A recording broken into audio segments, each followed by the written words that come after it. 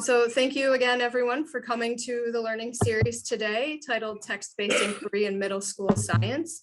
And thanks so much for spending that quick minute in your breakout rooms to introduce yourselves. We'll go back with our friends here in a little while to dig into some of the session's content. So we have a quick Zoom poll that we would like you to consider to kick off the meeting. What counts as text in science? We're here today to talk about that, but what do we really mean by a text? We'll go ahead and share the results, see what everyone thought. So we see that everyone thought textbooks and articles and reports can count as texts in science. A lot of people thought graphs and tables and maybe illustrations and diagrams, models, formulas, equations. Ooh, we're a little uncertain about those. So we're going to dig into that a little bit more today and hear from an expert on what actually does count as text. So the session driving questions today are, why is literacy in science so important? Why are we here today to talk about this? And what do we need to consider as we think about using texts as resources for inquiry in our science classes? And then how do we do it? How do we ourselves use texts for inquiry? And how can we use it in the classroom? So we'll actually look at a classroom example of that as well. So today, as I said, we have a great speaker here with us. Her name is Heather Howlett. She is a senior program associate at Reading Apprenticeship at West Ed. We're so excited for her to be here today. And without further ado, I will hand off the microphone to Heather. Thank you so much for being here today, Heather. Sure. Welcome, everyone. I'm Heather, and I work with West Ed, Reading Apprenticeship in particular, but I want to give you kind of a context here if you've never heard of either. West Ed is a nonpartisan, nonprofit research, development, and service agency that works with educational communities throughout the U.S.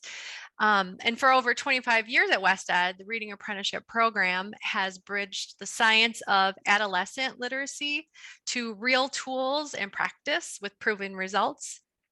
I have been working with some MyStar teachers in some of our projects who are also trained in Reading Apprenticeship. And so through the grapevine, MyStar has invited me here today to share with you collaborative inquiry into text and to explore ways to use text as resources for investigation.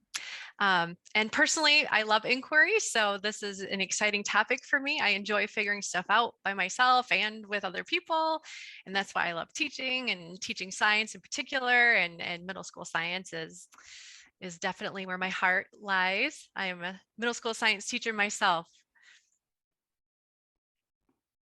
Next slide, Lindsay. So in many of the settings where Reading Apprenticeship has been working, many, perhaps most, of the students in middle and high schools are unprepared to participate in the kind of sophisticated literacy work that's called for in higher standards.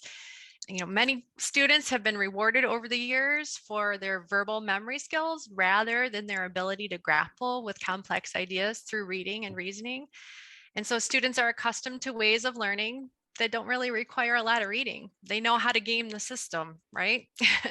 And outside of school, they might read various kinds of texts, but they have little experience reading complex academic materials. So as a result, our secondary students are often profoundly inexperienced in the forms of literacy that they most need to acquire for success in school and beyond. Next slide. So what you're seeing here is a list of some of the capabilities that colleges and careers require our students to be able to have. And the first sentence of the NGSS Appendix M states that literacy skills are critical to building knowledge in science. So as science teachers, we need to ask ourselves, are we providing opportunities for our kids to do these things on a regular basis? Who's really doing the work of learning in our classrooms? Well, the ones doing the reading, thinking, talking, and writing are the ones doing the learning. Next slide. And Reading Apprenticeship describes the relationships between the teacher, student, tasks, and texts. that can engage students in becoming more skillful and confident.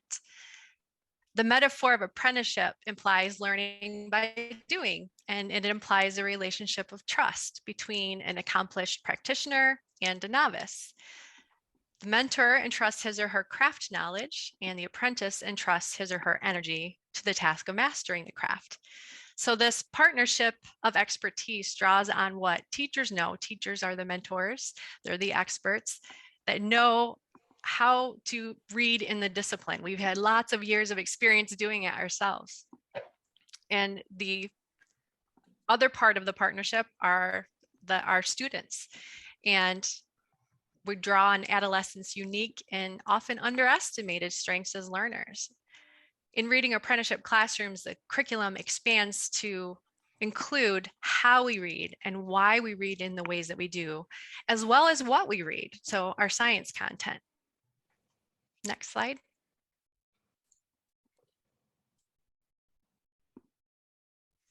So just a little background of my story. I participated in a reading apprenticeship professional development back in 2007. And as a middle school science teacher, my principal had to twist my arm to go because I was like, this is reading. Why should I have to go? But I tell you, the training was 100% inquiry and 100% literacy, which was totally new for me. I had not had an experience like that before. And I received ongoing support. So little by little, I tried out some pedagogies that were needed to support my students to read science texts. And what kept me going was that making thinking visible gave my students more opportunity to learn science. And I learned how to engage students in metacognitive conversations about reading and sense making. And I swapped in reading and those conversations instead of lectures, which was a huge shift, right? And kind of scary, to be honest, at first. But that inquiry approach into reading made it a more powerful support for students' engagement. It was like hands-on experimentation. We really dissected the text and studied it together. And I discovered the more that I supported reading, the more I could support inquiry-based learning. So I could turn typical instruction around and focus on and value the process of learning and not just the products. And my eureka moment was when I realized that teaching my students to understand their own thinking processes enables them to take control of their learning. And it built their academic identities as problem solvers. They had more confidence, they could persevere, they could kind of get in there and muster up the energy to make it through a tougher text, even after they leave my classroom. Next slide. So where do we start? Well, first, we're going to talk about 5 areas to think about when you want to start using text as a resource for inquiry and integrating literacy learning and science. So I'll do a little background of the why, and then we're going to get a little practice in the how and see it in action in a classroom. Next slide. So first, we consider the topic, right? Whenever we're going to teach a unit. Now, I know a lot of you are using the MyStar curriculum, so you've had a lot of that kind of legwork done for you, which is huge, by the way. But the idea is true in MyStar as well as in if you were designing your own curriculum. First, you start with a phenomena to provide the context and the purpose for the investigation. And the phenomena helps students learn to ask questions and define problems, and really brings back the wonder of science, starting with a phenomena. And the bullets listed on this slide are things that we consider when we're choosing a phenomena to investigate. But I want to draw your attention to the last bullet.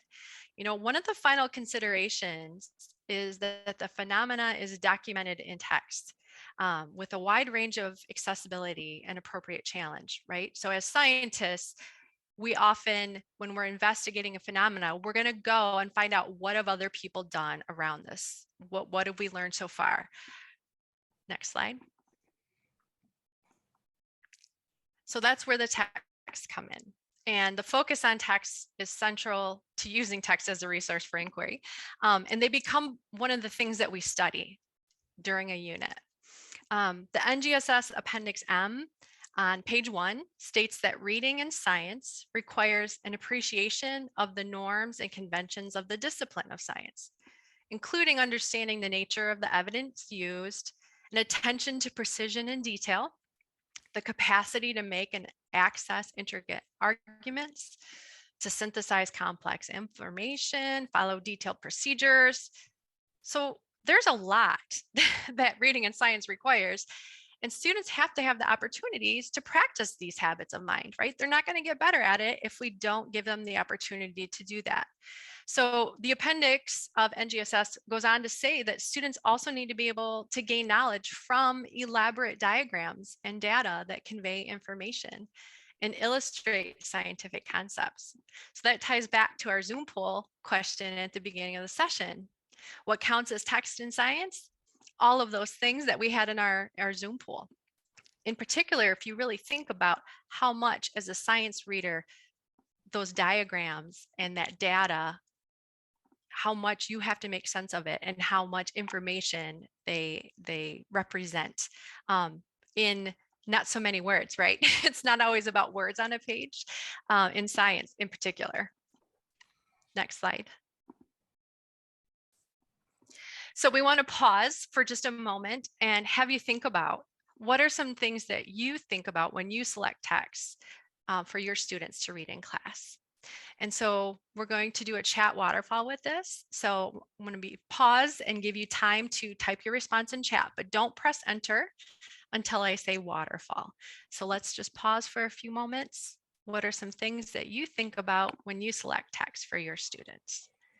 Type it in and don't hit enter yet. So yeah, some considerations for the content as well as the layout and engagement. All right, thank you for your input, folks. Next slide. There is a lot to consider for sure. We've talked a little bit about topics in text, but we're also, what goes with that are the tasks, right? So what you see listed here are the science and engineering practices from NGSS. And if you're wondering where reading comes in, it comes under the last bullet. And in fact, in the NGSS Appendix F on page 15, it states that being able to read, interpret, and produce scientific and technical texts are fundamental practices of science and engineering. I mean, if you think about it, you know, if you're employed as a scientist or an engineer, you have to be able to read, interpret, and produce and write as well, right? So those are truly scientific practices. And 3D learning is the idea that includes those core ideas, practices, cross-cutting concepts. It's all integrated, right? And so the practices then indicate the tasks for the investigations. So when texts are resources for inquiry, all those text-dependent tasks engage students in scientific practices. So when we're having them read and think and talk and write, they are doing the work of scientists as well. Texts support 3D learning. Next slide.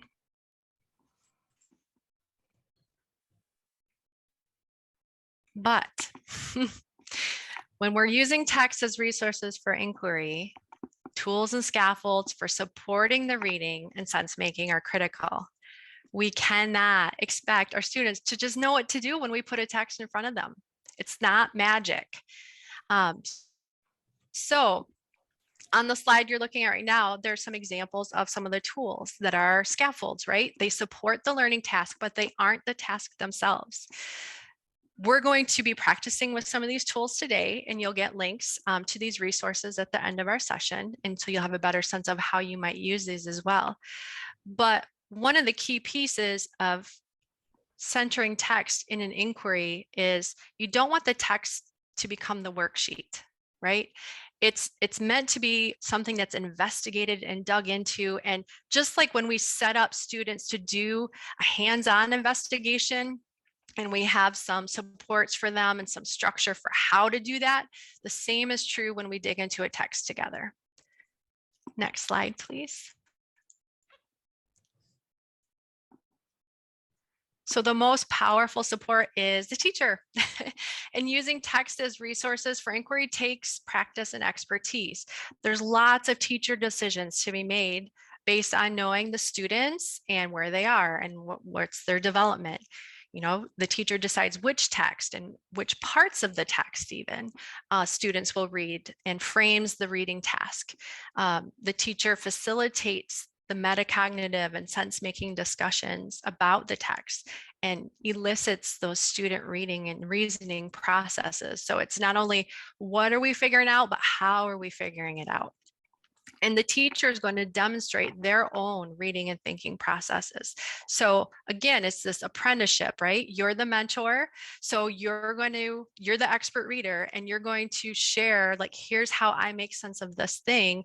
And you're going to ask the kids, your apprentices, to practice and try it out with each other, with you. So you've got lots of pairs, small group, whole group kind of dance that happens throughout the time that you're investigating a text. All right, let's go to the next slide. So we'll do another pause, and we're going to ask you to respond to a Jamboard. It's linked on the slide, and I'm sure that Lindsay or Chris will also put it in the chat. And we want to hear, what are some ways that you have used text as resources in your classroom so far, and what are some things you're wondering about as well. So let's take a few minutes of just quiet time to think and write and read each other's ideas on the Jamboard. Thank you for your questions. I would love to tell you that I have an answer for each of you, silver bullet and all, right? And yet I think I can give a lot of you some ideas here. So now we're going to get to the fun part. We're going to get to dig in and play a little bit ourselves. So Lindsay, if you could head back to the slide presentation, and we're going to, whoops. Sorry, my computer's freezing up and glitching out too. So we are going to take a look at a text together that we're going to see students using in a classroom video example coming up here shortly. And it's really important for us to read this text as readers ourselves first, so that we can better understand the work we're going to be seeing the students doing. So there is a link on the slide, and then Lindsay's also put it in the chat. And it's going to, if you click on the link for the text, it's going to force you to create a copy of the text for yourself. So if you could go ahead and do that.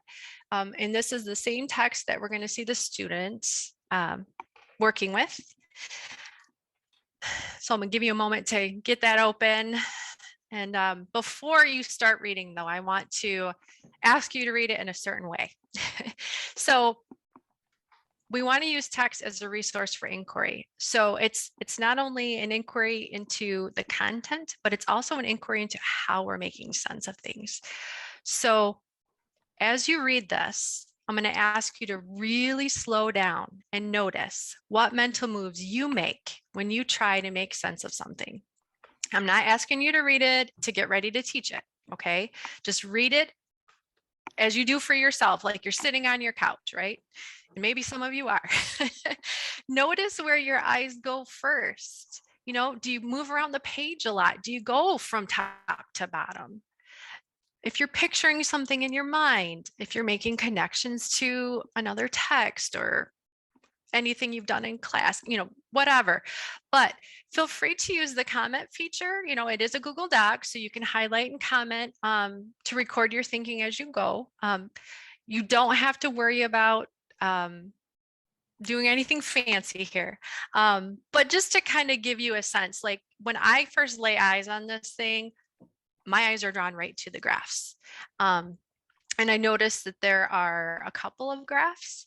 So as you scroll down, there's the two. And so without even looking at labels or anything, I'm just kind of comparing the lines and like, okay, why are they different? So I'm looking at the visuals, I'm asking questions, and I'm really kind of setting up a reading purpose for myself. Like, why do I want to read this? What am I going to look for? What am I going to try to figure out? So what I'm going to ask you to do is pay attention to that. What are you doing in your head as you read this? Because then we're going to talk about that, of Not only what sense did you make? I'm not worried about if you get the content of this or not. I'm really more worried about how did you do it? How did you make sense of it? We're going to talk about our process. So let's take 5 quiet minutes to read. And like I said, feel free to make whatever notes you would like to or not, but just really pay attention to your reading process. Go ahead. And just pause where you are, and wherever you are is where you're supposed to be. If you didn't finish, that's totally fine. In reading apprenticeship, anytime we read a text, it's always followed by talk.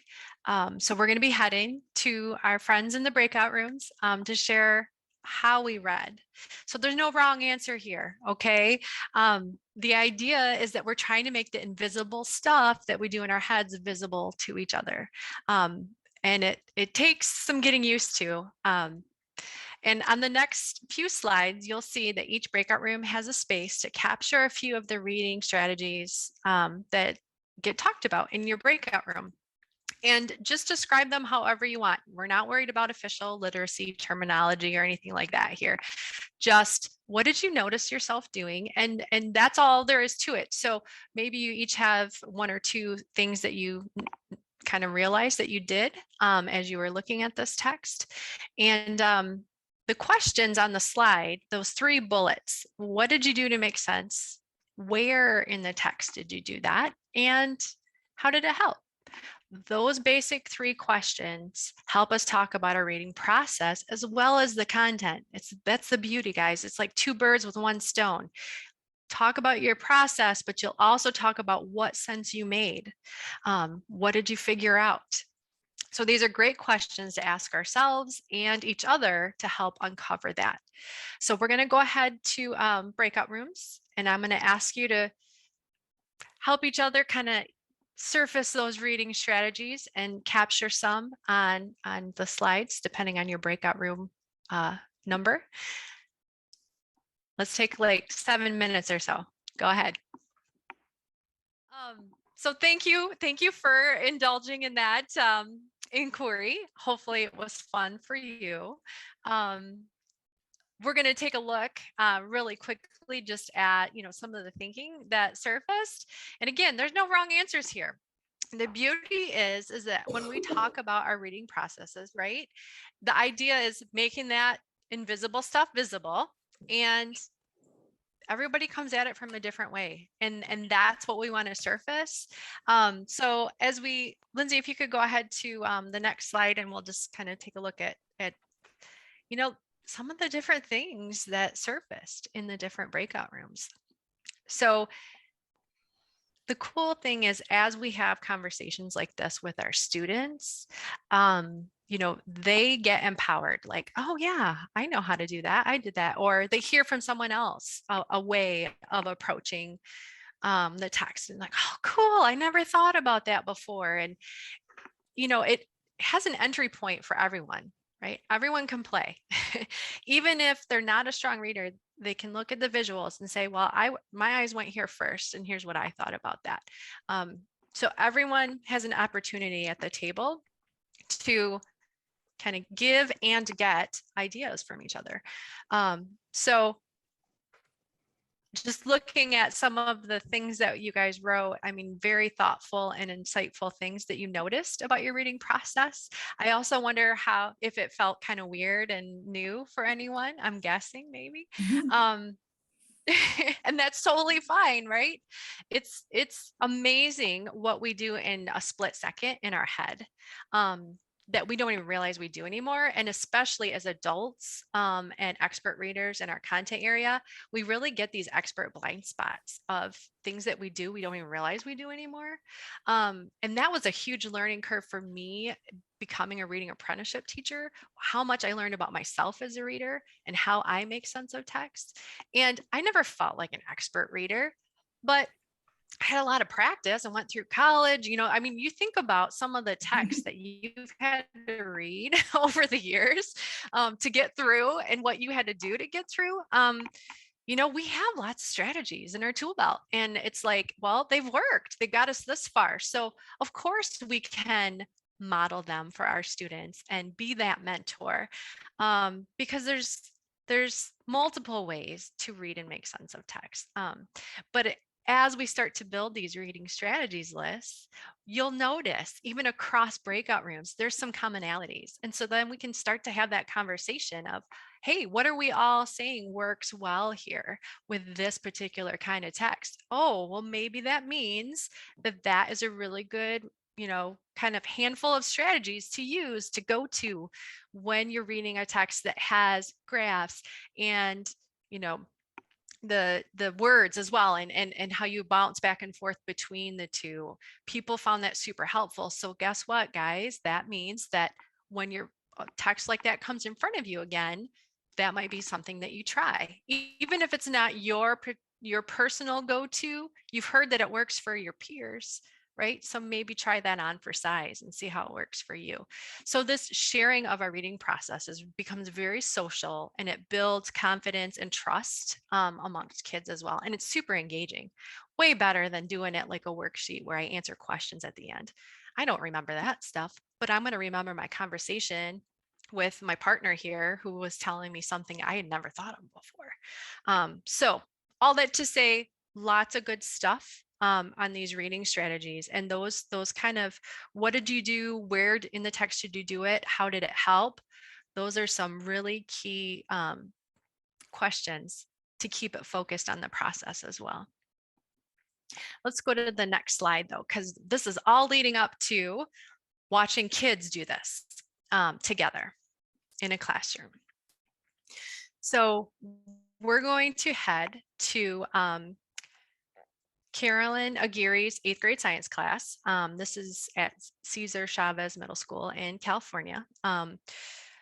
And this is just a classroom. I've worked with Carolyn for a lot of years, and she actually is a reading apprenticeship trainer. And so this is her classroom, and these are pictures from her actual classroom also. But just to kind of give you a sense and putting it into context where this lesson falls, let's go to the next slide, please. So this is her unit on motion. We're going to come in at day 3.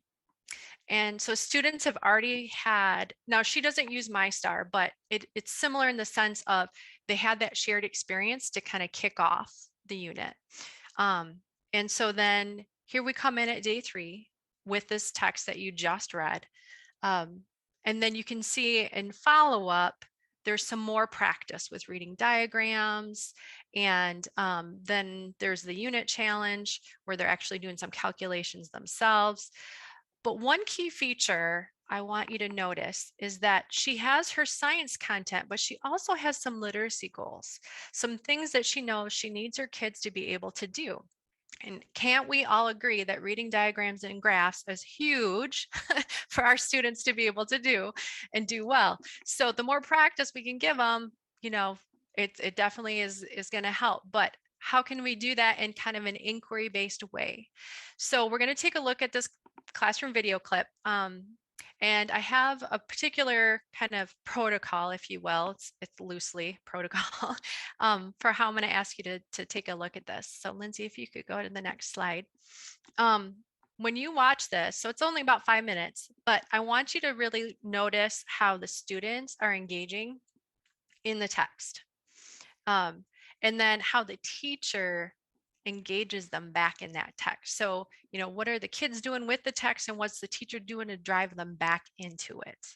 And this is something that we call, in reading apprenticeship, we call evidence and interpretation. The idea being that we want to keep our observations based on evidence of things that we see and hear in the video, because after we watch the video, you're going to go back to breakout rooms and have conversations about what you noticed. And we want those follow-up conversations to be text-based. Our video is the text. So what counts as text can also be video. Anything that we have to look at and make sense of counts as text, even if it's all visual. So you're going to be paying attention to students and teacher and kind of just noticing those moves. All right, I think we're ready for our video.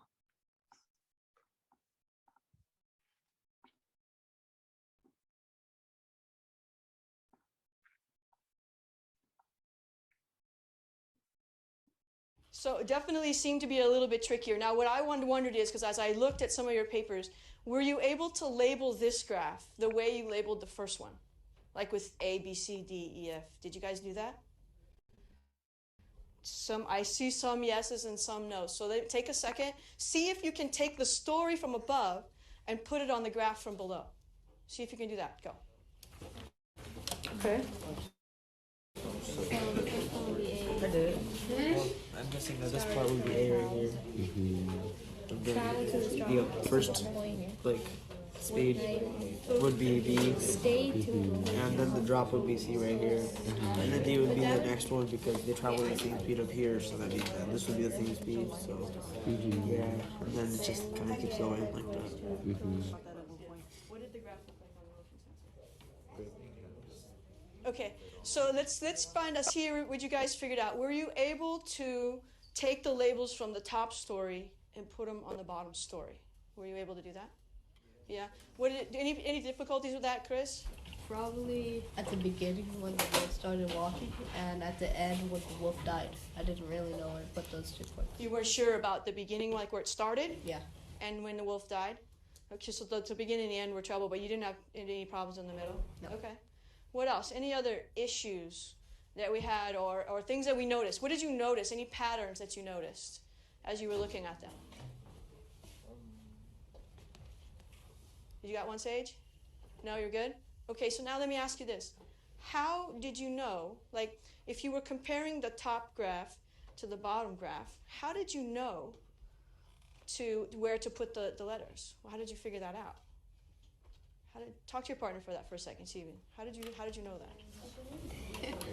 Wait, but it's also different because this is the speed and like that's the position. Yeah. So It's hard to find where each point goes. F. Because you can't tell where it's traveling on here.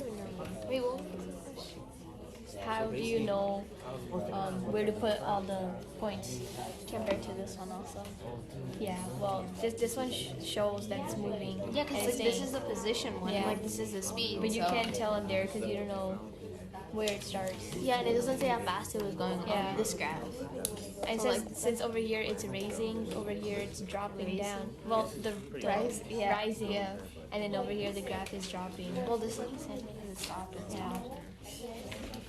That's a question we can ask because, like, one of them's the position, one of them's the speed, and you can't really tell where to put them because it doesn't say the speed in this one. Yeah. Yeah, okay, I think that's a good question. Yeah. Antonio, got a question for us? My question was like, for the bottom, where the bottom graph you gave us, I was trying to figure out like, I was confused like where it stopped or like would be on the top graph. Okay. So I was thinking like, for a second I was thinking that it'd be like at the houses he stopped at, but I wasn't sure. That's why. But you weren't sure. So here, like, are you talking about like right here on the graph? Mhm. So here where he stopped on this graph, and how? By the way, how do you know he stopped there? I mean, It says stop. it says stopped. But what does the graph show us? Like, what if I didn't have those letters there? Can you look at it and tell me what the evidence from the actual graph that says he stopped? Oh, maybe like on top versus the same speed is probably where he was like moving, and at the bottom it doesn't say anything. So he probably wasn't moving. He stopped. He was just stopped. So up here it tells you, it says the word same speed.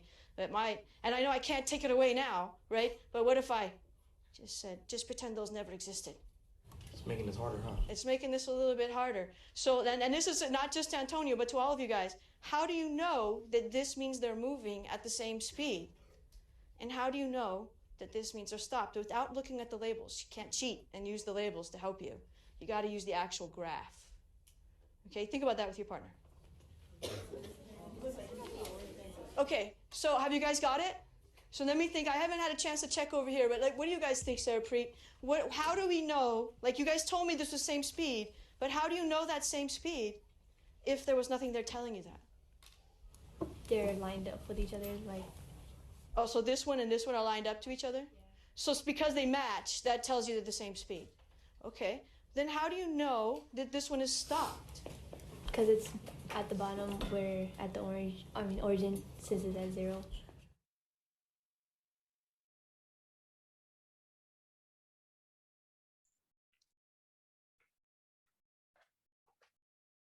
All right, so let's go back to our slides. And we're going to talk briefly. Lindsay, if you could go to 27 there. We're going to go to breakout rooms and talk about what we just saw and heard, right? And so again, we want to ground our conversations in evidence from our text, which was the video. So as you share your observations, try to cite your evidence as best as you can before giving your explanation. Like, for example, when the teacher asked any difficulties with that, it was kind of one of the first things that she said to the whole group. And it made me wonder, like, how did she make it feel safe for kids to share their struggles in front of the whole class? So my evidence was, here's what she said. Interpretation made me wonder, blah, blah, blah. Right. So each breakout room has a slide to use as a note taker to capture. You can decide as a group if you want to have a scribe, someone do the typing and while everyone's talking, or if each person wants to grab a row and just write their own, that's cool too. And it's, the slides are designated by, team 1, 2, 3, 4. So let's take a few minutes for this. I'm going to guess, let's start with 7 and see where we're at. Any questions before we go? All right, go, go, go. All right, welcome back to the main room. Thank you for engaging in those conversations and after a long work day. So you guys rock. Lindsay, if you could go ahead. I think we're going to, I'm really impressed, first of all, guys, with the evidence and interpretation. I do this work with teachers all across the country, and I think there's something about science teachers. Maybe I'm a little biased, but science teachers get it. The idea of evidence and interpretation. So I appreciate that. So kudos. But yeah, some really interesting insights. A lot of people liked, some of the things that they saw and heard, but also I'm, just think this is a middle school classroom, right? So knowing that it's a work in progress as well.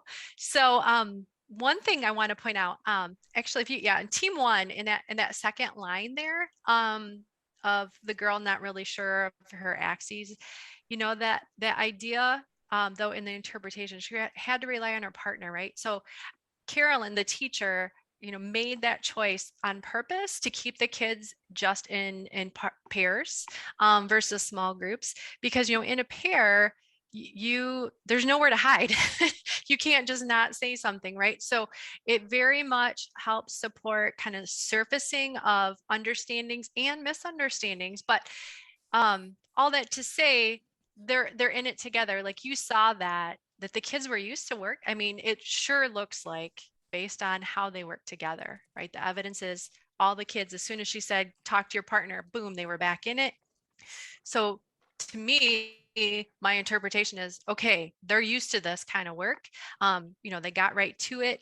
And even when they were unsure, they felt safe to ask each other, and, with no worry about, oh, I didn't hear what she said. I'm not really sure what I'm doing here. And they just said that to each other, but yet, we're still trying to figure it out. They didn't just quit and sit back in their chairs and say, well, we'll wait for her to come back. So,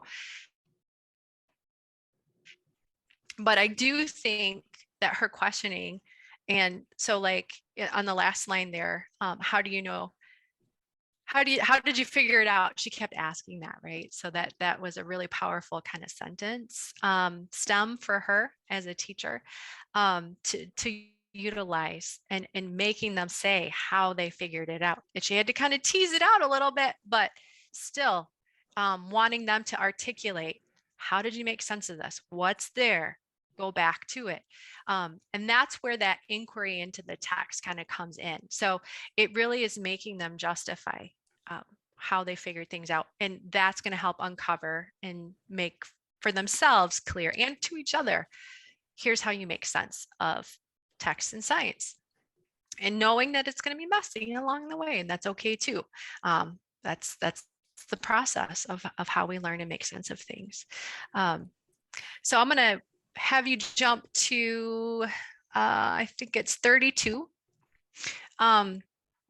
So the idea, oh, go ahead, Lindsay, if you could jump to slide 32, I'm sorry.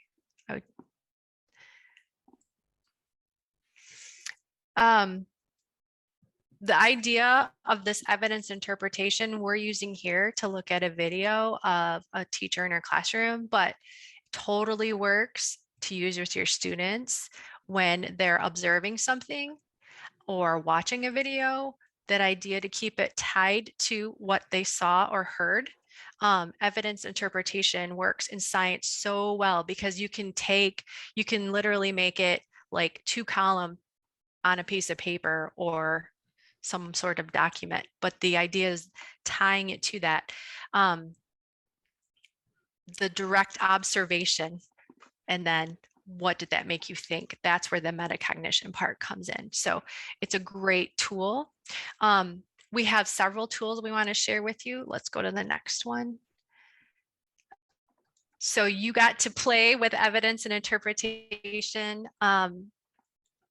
But we have some additional resources as well. So actually in the middle and the right are some sentence stems. The middle one is one that is for kids, that is ready to go for science and math, with some of the ways that we typically, some of those kind of mental moves we typically use in science. So these are some sentence stems to help kids know how to talk about their process or how to write it down. Because a lot of times they don't even know, like, what do I say? Well, use some of these sentence stems. Do any of them ring a bell? Like as you look over these. It is pretty comprehensive, so feel free to like narrow it down to start. But there's a lot there. And then there's on the right, the teacher talk stems. So these are questions that you can keep in your back pocket to help elicit. So like what we saw Carolyn doing, like with the probing and the questioning, right? So there's a lot of examples there for you to use. And then all the way on your left, the text sources and reading prompts, that gets to you guys' questions. What text do we use? So there's a lot there. There's a lot of resources there. I will say, I mentioned earlier in the presentation, right? You know your kids, you know what you're teaching. So keeping that in mind as you peruse and look for, knowing that maybe the text level is a little difficult for some of your kiddos, that's okay, as long as they have the supports of each other to work through it together. You don't want to, give it to them and have them flounder and shut down on their own. But the social supports of the pair work and those metacognitive stems really help to support so that kids can dig in and work their way through something that's a little challenging. And in fact, that's how we build muscle, is when we challenge a little, not over to where you pull a muscle, right? So where it's too tough and you just shut down, but yet just enough to kind of like make you a little stronger, make you a little more confident. So that's kind of the sweet spot, but it depends on your topic. And again, what counts as text? It could be a graph, it could be a visual diagram. Just open your mind to all the possibilities of what counts as text in science. And these are some ways, places to look for them and ways to support the talk and work around that. So I'm going to turn it back to Lindsay to wrap us up. Well, thank you so much, Heather. This has been a great session. I learned so much, so I'm eager to learn more and try out some of these strategies. So thank you for your time and expertise today. And thank you to all of you, the participants that spent the time today with us. We know that it's a very trying year, and so we so appreciate that you're here.